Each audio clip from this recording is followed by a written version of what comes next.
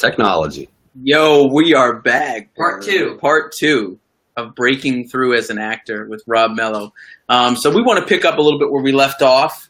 Me and Rob just talked a little bit about that. So let's pick up where you left off, man. I think it was right before you started, breaking through a little bit. When I went for that audition, that very first audition. Yeah, let's pick up. All right, let's pick up from here. Let's start. Okay, so you got the first part you got into. Yeah. Right, moved along a little bit. You met Kathy. Started taking classes. Okay. Yep. And where did you go from there? Because I know when I worked with you, it was right around, I want to say a little bit after you started your stuff a little bit. What were you, like a year or two into it when I met you? Yeah. Well, about 3 months into, hey, Rhonda. I'm gonna steal her from you. I'll bet you. I'll fight you to the death, my friend. We can arrange that. About 3 months into taking class, we had a showcase for Dawn Landrum, who's now my agent. Uh-huh. And I nailed it. She picked me up. I had zero experience, zero resume, and together between her and Kathy and me just shutting the hell up and paying attention and learning and asking questions and not wasting people's time and doing the work for myself, I steadily progressed, and opportunity meets preparation. So you were ready at the time, you felt, when this stuff presented itself? Yeah. You feel like this is your life experience? Definitely. I'm glad as hell that I didn't get into acting when I was 18. I'm glad because everything that I've done in my life brought me to where I am right now. And I'm not living in a mansion with, Bentleys and all that crap. I don't want that crap. Truth to tell, I just want to buy a mountain in New Hampshire and say peace. Destroy the world. You can destroy the world without me. I'm good. Oh man, that's awesome. So you're going to be a hillbilly up in New Hampshire? Sure. I'll come visit. I'm going to be me. I was just up there, man. We were visiting our sister up there. Yeah. So let's say this, man. What were your past life experiences, man? What were other jobs that you felt led you to this point? What were you doing? What things did you do before? The Marine Corps, active duty for 4 years, inactive for 4. Just work in general. I'm a cook by trade. So, I mean, that job is really underappreciated and underpaid, and it sucks. Mm-hmm. And waiting tables sucks because you have to deal with really, really entitled people. And, that they're going to have a heart attack and or die, or the world is going to end if they don't get that little side of ranch within 30 seconds. You know what I mean? That's why you're a douche. You're that guy, aren't you? Not me, dude. I never complained, bro. I'm a server, so. There you go. All my family were in the service industry, man. So I tip well and I don't complain. That's for sure. Well, cool. Come to the restaurant. I'll deal with you. The Marines taught me a lot about perseverance and integrity. Mm-hmm. And my senior drill instructor said a lot of key things, and one of them was stress is a 45 pointed at your head. Everything else is gravy. I'm like, huh. So when I'm confronted with a hugely stressful situation, I just turn it down. Because, and another quip from him, it was never the fastest gunfighter that won. It was the smoothest. So you can't allow the stress of a given situation to dictate how you act in it. And there you go. Makes sense. And divorced a couple times, which both of them, of course, divorce sucks, but both of them really sucked. The aftermath of them. And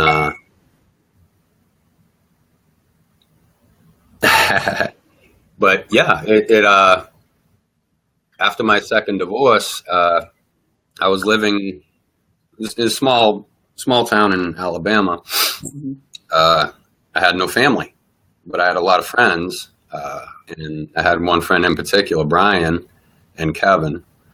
They had a little trailer on like 5 miles this side of town, and I'm working 5 miles on the other side of town. I didn't have a car. Mm-hmm. So I walked to work. So I walked 10 miles to work at Cracker Barrel in Greenville, Alabama. Yeah. And walked 10 miles home, and had to work and smile and, take care of people and all that crap. But that was really, really formative and instructive because I made sure my daughters knew why I was doing that and made sure not to tell anybody at work. Because pretty much everybody to the number would have been like, oh, fuck that. I ain't walking to come to this shithole. I'm like, well, there's a lesson for it, for the girls. What? It doesn't matter what life throws at you. You have to keep going. There is no excuse. Yeah. Now, and I learned that from my dad, the Marines, life, everything. You take a very, I feel like a different approach than most people. Working with you on 10 seconds, man, you were willing, you weren't on your phone, checking messages. You were you said, pop the hood. I want to get the real oil on my skin. You really lived it, and you really stand out to me as an actor, not willing to play on your phone. You're real serious about it. Does that play a big part in your success? Because you've landed some roles that, as a new actor, people would, love to have. You know what I'm saying? So, yeah. Talk a little bit about getting that role. Well, as a new actor, you're excited to get anything. As an actor, you're excited to get anything. Because it's kind of if you do the work beforehand, it's kind of a confirmation that the work was not all for naught. So it's hey Angie. So it's to get into that guy's skin is the key.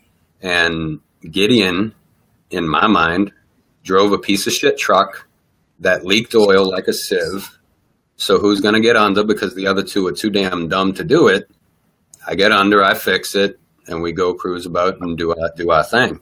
Yeah. That was the point. That was the point of doing that, And that trailer really, I think, established that character.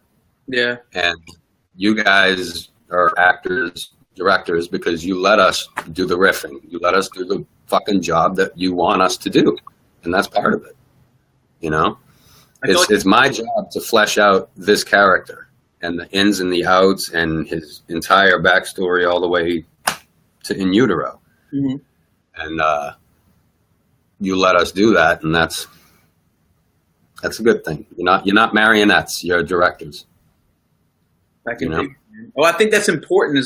The biggest thing is letting the actors do what they're there to do. I feel like when you start putting people in a box, then they're going to try to be in that box for you, and you don't want that. I feel you want them to think outside of what you're thinking because they don't do something different than what you thought. I feel, Yep, and that's where the gold is, because filmmaking is the ultimate in creative collaboration. You see the story the way you see it, but when you start bringing different artists in, they bring their experiences, their knowledge, their everything to the story. And your job really is to sit back, let that happen, but kind of give it the arc that you foresaw, the big arc, not the little details that make it interesting and compelling and make people want to watch it, but to provide the direction of the overall arc of the story and let them do their job. I agree. So you get on a big set. What was your first biggest role that you were like, oh man, I'm kind of nervous, this is different from me? You knew you were ready, but talk about that. Badasses on the Bayou. All right. Tell a little bit about. You told us a story. A little bit of experience about that, man. What was the experience like? We met Danny and we mentioned him to you. Yeah. And I got on there. I was nervous as hell, and I had a few lines, and I was just, I got in Baton Rouge a week before, staying with my friends, and just going over the lines. I had like 3 or 4 lines, and just steady going over it. And it came time to get on set, and I'm there. I'm real nervous. I'm taking pictures of everything. I'm steady texting my agent. I'm like, "Is this normal?" They're like, "Yeah, dude, relax." Shit, is this normal? Yeah, dude, relax. And, you know, I got the best agents in the fucking world, straight up, because they're patient with you, and they're, you know, with that situation, they were really patient with me. George, you're a saint. And so I got, you know, it was time. I looking around, and I got there really, really early, actually. And one of the conscripted carpenters, I was in the workers area. I didn't know that, you know, a set was really stratified. You know, you're not supposed to, actors aren't supposed to roam about and do their thing, or, you know, and everybody else isn't supposed to bother the actors, all that crap. And I don't care about that. I already know my character. I already know what's up. Yeah. And dude was like, "So where, you know, you a painter or something, man? You look like a painter." I was like, "I paint, yeah." I mean, I was shooting the shit with this guy, and he's like, "So what are you going to be doing here?" "Oh, I'm in it, dude." He's like, and he's like, "Dude, I'm starstruck." I'm like, "Why?" I don't get it, dude. But so I mean, I got on set, and it was our scene, and it was a strip joint scene. So I was supposed to be like a VIP of the strip joint. So I had like a 4-hour lap dance. I had 3 girls, poor things. First one didn't know that she would be doing like a lap dance, and she said she didn't know how. And I'm like, I'm a guy. I know how to do that. And, That's funny. the second girl just wasn't comfortable with it, and the third girl was a legit stripper from New Orleans. And she, for 4 hours, this child was like, you know, by the end, I was out. Of course, at first, you know, she's beautiful, Yeah. and sweet and all that. You know, at first, I'm like, hell yeah, I love this life. After about 4 hours, I'm just like, can you stop? Can we talk about politics, maybe? And but there was a rain delay. Yeah. According to SAG rules, if there's thunder, you have to stop production for an hour. I think it is. Doesn't matter if it's indoors or not. We had a delay, and I like watching lightning storms, and so I went outside, and who's out there but Danny Trejo and his stunt double and a couple of chairs. So I was like, "Sir, do you mind?" He's like, "Man, fuck that, sit down." And so we start shooting the shit, and he said, "So, you know, do you have a long-term plan? What's your deal here, man?" I was like, "Well, can I be honest?" He's like, "Please, I want to replace you." That's awesome. And he stopped. He was like, he kind of gave me that Trejo look. It was like, do I rip his head off or cut his balls off? Eeny, miny, mo. And so I had a real pit, you know, that when you get pulled over by the cops, you get that oh shit feeling in your stomach. Yeah. Yeah. I totally got that. And he kind of guffawed at me, and I was like, let me explain before you fucking kill me. You're the go-to bad guy in Hollywood, you know, De Niro, Pacino, Keitel, Trejo, all you guys are these bad motherfuckers, but you're getting older. And so somebody's got to be, somebody's got to be the next up-and-coming bad guy. I was like, that's what I mean. I can't replace you, of course. Yeah. And he's like, huh, cool. And then we just started, you know, the rest of the time we just watched the lightning. That's cool, man. So I survived. He didn't try cutting your head off or your balls. No, he didn't machete my ass in the streets of Baton Rouge, no. Oh man! So right after that, what happened for you? That role. The next one was I did a couple of smaller, indies and stuff like that. But I booked The Best of Me. Yeah. And through Liz Coulon, who's freaking awesome. And that's funny how that happened, because I went to a similar showcase that we had for my agents. We had one for Liz, but I didn't go to cast the month prior, because that was the real busy season. It was right before Christmas. That was the real busy season at work. So I had to do that. Doubles and triples every day for 7 days for like 2 months. And so I didn't go to class, so I didn't sign up to do the showcase. So on, I think it's Saturdays, they have showcase, everybody goes out to eat, and then, that's the breakup. But then we go to a guy's house for after party. And that's the one I went to, because he always threw a hell of a party. And the person who the showcase was dedicated to never really goes to that after party. Mm-hmm. I didn't even think nothing of it. There's people that weren't even in the class or haven't been to class in like a year and stuff, but they're still friends. They show up.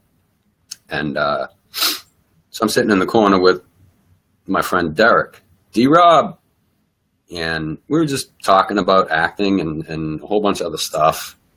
And Liz was there, and she walked up and was like, I like what you got going on. Do you have an agent? Do you go to this class? Blah, blah, blah, blah, blah, blah. Yeah. And I've got a role I want you to read for. I'm like, cool. And she and my agent, Dawn, they've been working together for a couple decades now. And I went, I taped my audition. Uh-huh. And in the end slate, I was scratching my balls and I spat on the rug. I was like, my name's Rob Mello. Sounds like. Well, it was in character, and Ted Cole doesn't give a fuck. So if you read the book, he really doesn't give a fuck. So I spat on the floor and scratched my balls and was just like a general asshole. And that's what that character is. So I got a call back in New Orleans and stayed with a friend. And Coulon's, what are you doing? Unruly Kittens. Coulon's office was on one end of Canal Street, about 2 miles away from Bourbon Street, the Quarter, and all that. So I try to get dressed in the character that I'm going to do. It helps people see me as that. Yeah. And so if you know anything about New Orleans or Canal Street, it's really populated with rather unsavory sorts of folks. So I got dressed up and I'm striding down fucking Canal Street, and people were just moving like the Red Sea, parting like the Red Sea. I'm like, oh, baby, I got this energy. You know what I mean? That's exactly the energy I knew that Michael wanted. Mike Hoffman, he directed it. And I got in, and it was basically, the callback was, from what I gathered, just to check to make sure I wasn't the asshole that I was portraying. Yeah. I was cool. He just wanted to meet me, because you're going to be on set with somebody for 2.5 months. You want to get to know them before you start spending money on them. And we shot the breeze a little bit, about acting, my experience, this, that, and the other thing. We went into the scene, and I went outside, and there was a fellow there for a callback for the other character, Abby. There was a couple of them. One who ended up getting it, my good friend Hunter. Cool as hell, Hunter Burke. Yeah. And another fellow. And the other fellow was steady, like, eyeballing me in the waiting room. So can I help you? So he's like, oh, no, man, I just, he had really, really, really needy energy. He's just like, man, what character are you going for? I was like, Ted, why? Well, because I'm going for Abby or Abby, I don't know how to say it. But I mean, look at you. If you were going for that, I was just going to walk out. I'm like, get the fuck out of my industry. Right? I'm just like, dude, how do you go into a callback with that already in your mind? Which is why he didn't get the part. Yeah. So Hunter came up to me and was, you know, hey, I don't mean to bother you, dude, but, you know, I think they're looking for pairings, and I'm pretty sure they're going to try and pair us. So I figured we should, you know, at least get to know each other a little bit and shoot the shit so we could, you know, feel each other out. And we did. And I love that guy. He's awesome. That's awesome. So yeah. You both ended up booking that. Yep. That's awesome, dude. That's awesome. What was it like working on the set, man? It was unbelievable. It was ridiculous. So in the book, my character ends up killing James Marsden character. But in the film, obviously not, which kind of pissed me off because I was really looking forward to shooting him. And he's in the chair in makeup, you know, getting his tests done and all that, you know, they're squaring away his final look. And that was the first chance I got to meet him. And I was like, hey, you know, I'm Rob James. How you doing? Ba, ba, ba, ba, ba, ba. I was like, can I tell you something? He's like, yeah, I'm really fucking pissed at you. He's like, what? Why? Dude, I just met you. What's going on? I'm like, well, I don't get to kill you. And I'm kind of bummed about that. And he just started laughing his ass off. He's like, well, man, maybe next time, dude. But it was really awesome. Everybody on set was really, really cool. I made a lot of good friends. The director is ridiculously talented, Michael Hoffman. Yeah. And he really confirmed the notion that I belong in this industry, you know, because the night before we started shooting, I'm sitting in a suite in the Marriott overlooking Lake Pontchartrain, and like I'm looking around and I'm just that punch in the stomach, you know, you get pulled over by the cops, that feeling, holy shit, I don't belong here. And the sub-personalities that is in all of us, the negative ones started popping out. Yeah. Saying, you're right, dude. You know, there are guys that have been acting and working their asses off for decades longer than you, and they didn't even get a call back for anything like this. So you definitely damn sure don't belong here because you don't know what the fuck you're doing in the first place. You're a piece of shit. Just go back to the kitchen. Damn. So I called my wife, and it sucked. It really, really sucked. I was about this close to going to get a bottle of rum or something and just bury my head. Called my wife, and she's like, dude, you got this. You know what you're doing, but you know, you're a bad motherfucker. And this is just destiny making sure. All right, cool. Fuck it. Let's do it. Yeah. She's awesome. She's the only reason. Kind of having your back like that, man. Definitely. Actors definitely need a decent support system, but I got a phenomenal one. So, yeah. Really good, man. I think I agree with you. You got to have that, man. Otherwise, you start doubting yourself, and if you don't have that support, you could actually really do yourself some damage, man. Well, you always, as an artist, you're always going to doubt yourself. There's always going to be that one more sentence you can throw in the novel. There's always going to be that one more paint stroke, one more thing you could do to perfect your art. But the real art lies in knowing when to say enough is enough. I've done my work. Here it is, people. And they're going to like it or they're not. Either way, fuck them. You know? Art isn't about pleasing you. Art is about getting what's in my head out so you can see it the way I see it. Agree, man. I like that. That's some good, just that little segment right there was some really good knowledge, bro. You feel like you're obsessed with what you're doing? Like, I've noticed you are. I mean, you go all in, you know, working with you on 10 Seconds to Run. I mean, you know, after we were done shooting, you know, we were in the hotel and you're working on other shit, like about that character. I'm like, this dude don't stop. And that's why we like you. And does that play a role in how good you feel like, you know, what you've done and how you kind of... Well, acting acting is a totally different art than music or photography or painting or anything. Acting really is a 24/7 job, because you as the human are the guitar, the paintbrush, the ink on the paper. You're the medium. So you can't stop, because acting is just the studying of people all the time. Yeah. Which is why I love Bourbon Street, because you study all sorts of fucking weird people doing crazy shit. I noticed that about you when we go out. I noticed you do that, man. Watch people? Yeah, I noticed that, man. When we went out that one time, you watch people and you'll get involved in what they're doing and stuff. Well, it's exercises. You're guessing these people's lives based on what they do, how they sit, how they talk to whoever it is. Because you're talking to me in a certain way. Would you talk to the Pope that way? Would you talk to your mother that way? You know, No, of course not. I'm not going to talk to you like this, like I do to my kitty, because you're not my fucking kitty. You know what I mean? Yeah, I can dig it, man. Acting's a 24/7 job, and there's always that little extra paint stroke. But when we're in the exactly, Cassandra, when we were in the hotel, we had a real small window to get that shit down. So we, Bob,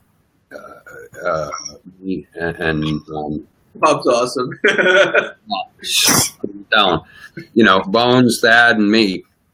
We had a lot to shoot, and I had to make sure that we were all on the same page, seeing it the way we saw it. And the dinner scene when we were eating, I think, was the next one we were going to shoot.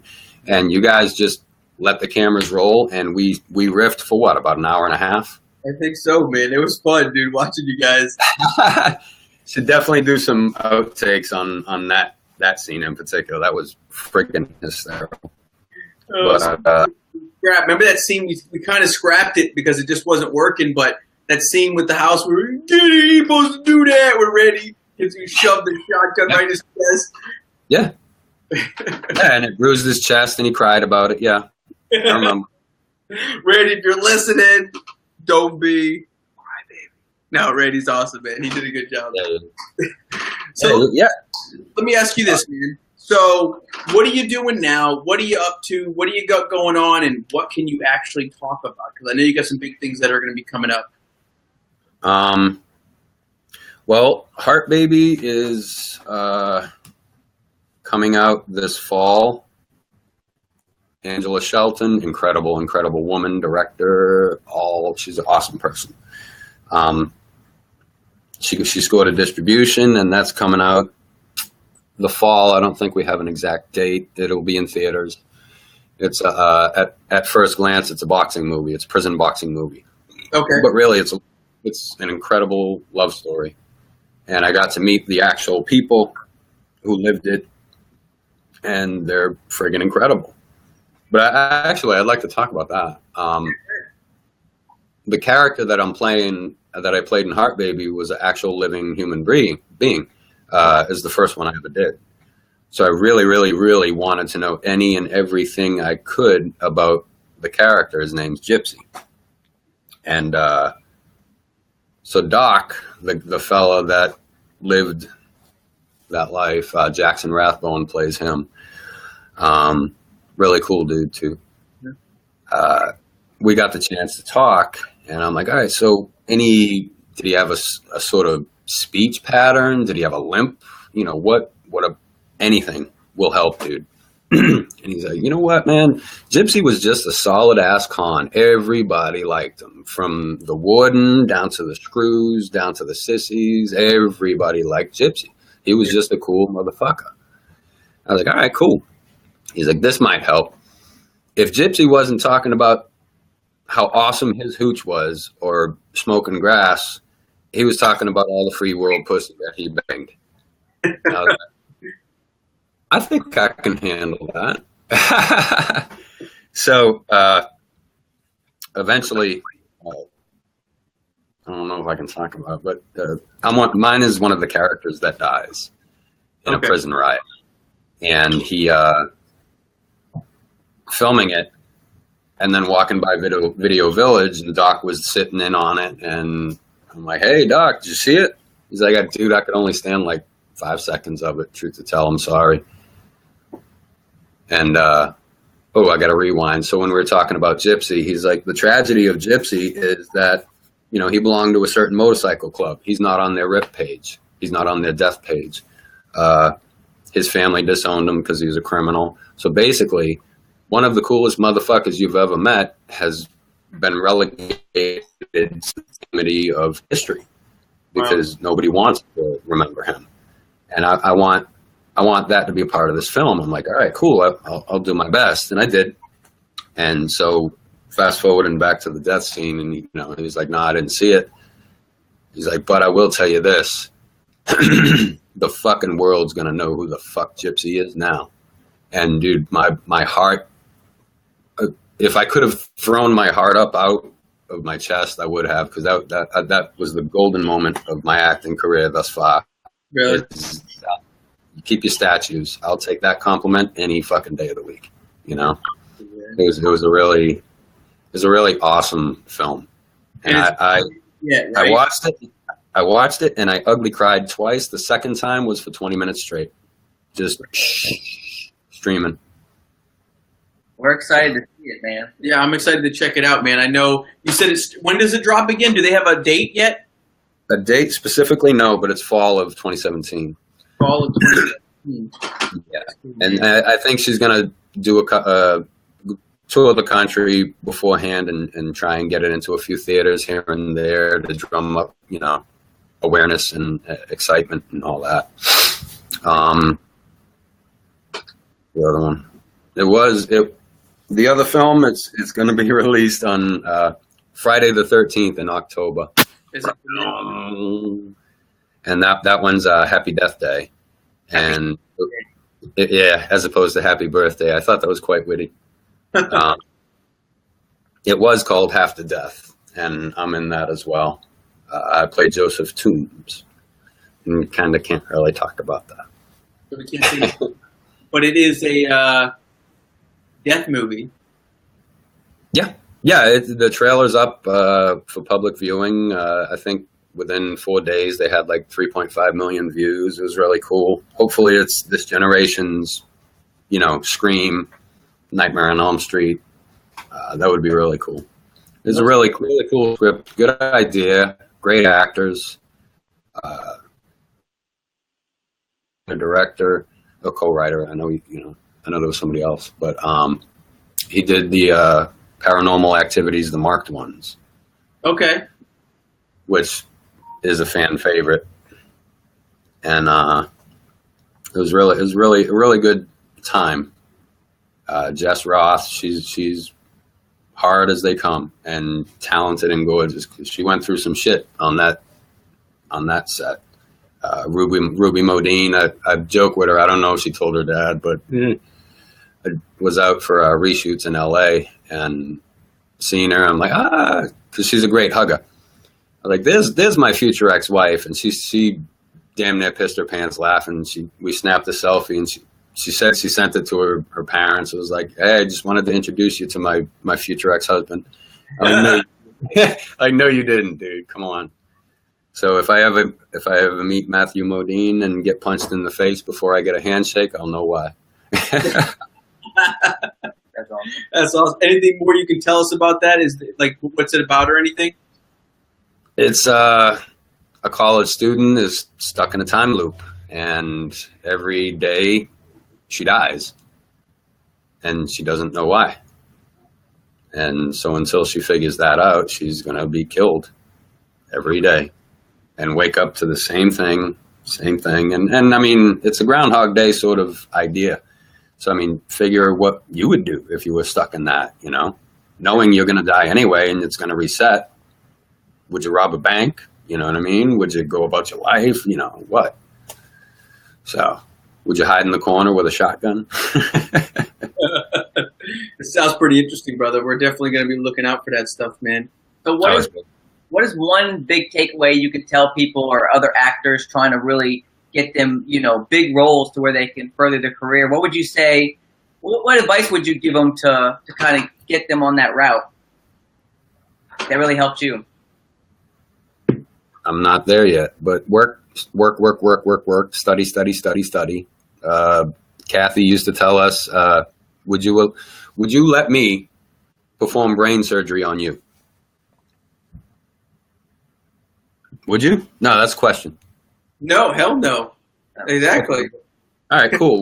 What if I took a weekend workshop on brain surgery? Would you still say hell no? Hell no. All right then. So in order for a production company to trust their investment of $28 million in your hands, they got to know you know what the fuck you're doing. And the only way to do that is education. You've got to get in a class. Take a variety of classes. And I highly suggest Kathy at PSW. She's a tough bird, and you're not going to like her, but tough shit. We're not here to be liked. You know, it's show business. There's two words there: show business. I love it, dude. That's awesome, man. I mean? Rob, thanks for coming on, brother.